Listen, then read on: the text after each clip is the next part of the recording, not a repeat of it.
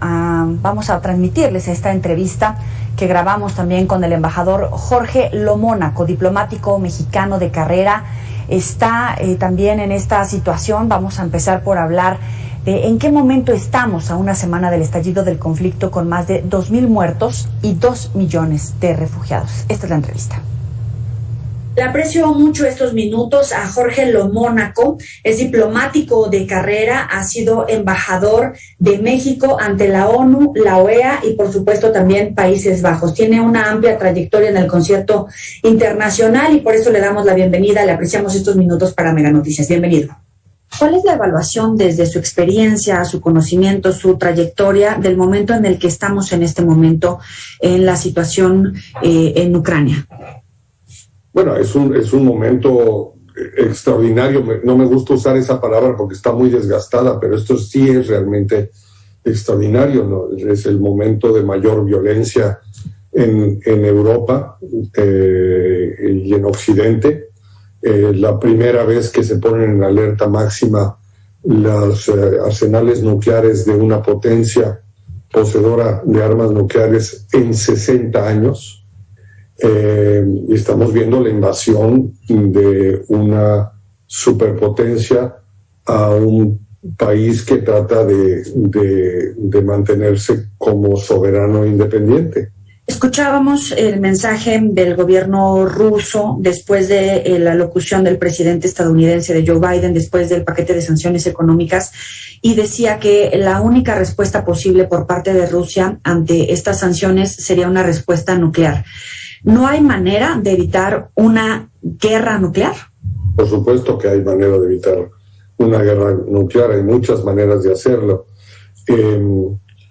Pero lo primero que habría que evaluar, y es difícil hacerlo desde luego, es qué tanto lo que ha venido declarando Rusia, empezando por poner en alerta su arsenal nuclear, constituye un juego de amenazas, un juego de póker, esperando que intimidar sobre todo a Ucrania, pero también a Occidente, o están realmente dispuestos a lo que sería una misión suicida.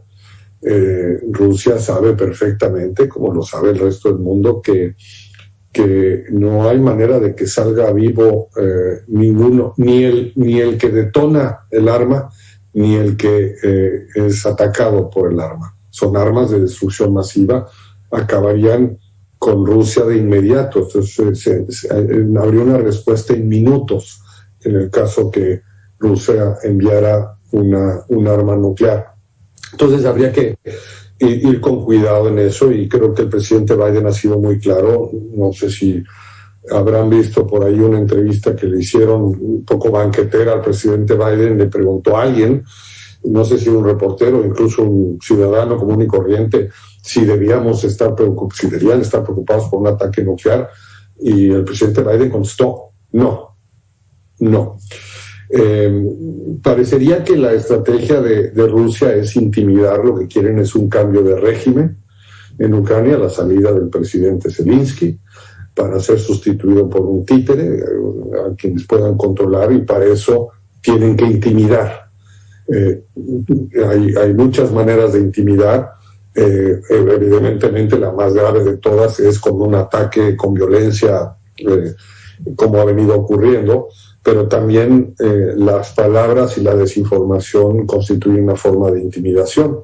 Hasta ahora presidente Zelensky ha resistido heroicamente con su pueblo, se ha mantenido firme y no ha aceptado huir, que es lo que probablemente hubieran deseado los rusos, y que era el cálculo de lo que ocurriría. Si leemos la prensa nacional y la prensa internacional respecto a la reacción que ha tenido el gobierno de México, generalmente retratan como que en principio hubo una reacción tibia al no solamente rechazar la violencia, pero no amenazar, no distanciarse de Rusia, ¿no? Por un lado. Por otro lado, conforme han ido pasando los días, se entiende como un mensaje doble, de un doble discurso por parte del presidente de México y la Cancillería, o la participación incluso de Juan Ramón de la Fuente. ¿Usted ¿Cómo lo percibe? Porque es bien diferente cómo se lee en México, en el extranjero, por parte de analistas y por parte de gente que tiene su experiencia y que ha participado en esos foros internacionales. No, coincido con su análisis, es una posición de claroscuros.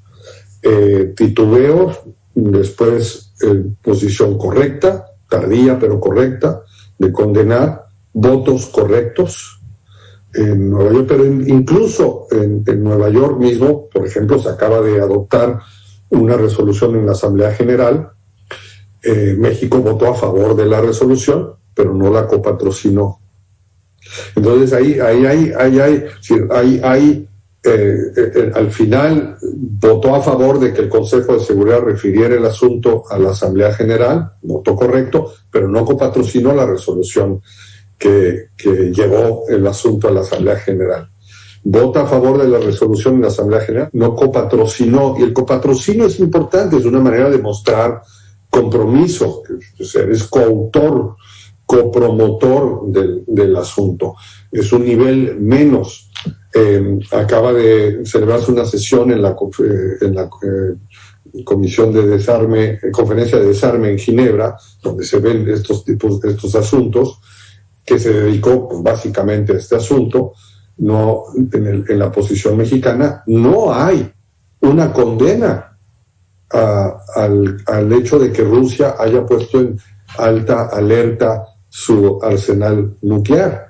Se habla de que las armas nucleares son malísimas, que son terribles, que pueden causar mucho daño, pero no se menciona a Rusia por nombre y no se le condena por haber puesto en alerta. Y esto, pues a mí sí me extraña. Yo fui el negociador en jefe de México del Tratado de Prohibición de Armas Nucleares, que fue promovido principalmente por México y Austria. Tuvimos varios compañeros de viaje que iban y venían, pero los que estuvimos de brazo con brazo de principio a fin en este Tratado de Prohibición de Armas Nucleares fuimos México y Austria. Tenemos el antecedente inmediato es Alfonso García Robles, el Tratado de Tlatelolco. Sí, tenemos una tradición, somos campeones como nadie en el mundo del desarme nuclear, y ahora estamos básicamente callados, hablando de lo malas que son las armas nucleares en abstracto, pero no condenando por nombre, como debíamos estarlo haciendo, a Rusia. Lo más que pudimos hacer fue sumarnos a una declaración conjunta que fue liderada por Irlanda, no por México. Entonces, claroscuros afuera. Ya no digamos cuando contrastamos todo esto con las declaraciones aquí en México, con el tuit añorando a Aeroflot, que ya se borró, con la mañanera diciendo que no vamos a hacer... siempre ha habido una dicotomía, y no es exclusiva de México, existe en todos los países, hay un discurso hacia afuera y un discurso hacia adentro. Hay un mensaje para el exterior y un mensaje doméstico. El problema es que ya con las redes sociales, con el mundo hipercomunicado, ya no se puede hacer esa distinción. Y claro, lo que ayer se dijo en la mañanera respecto a no sumarnos a sanciones, era para consumo interno, en efecto. Pero ustedes se habrán dado cuenta, esto rebotó en los medios internacionales de inmediato, en horas, y se conoció en todas las capitales, y se tomó nota de esto. Se tomó nota y están tomando nota pues nuestros socios comerciales inmediatos, Estados Unidos y Canadá, y nuestros socios comerciales también importantes en Europa.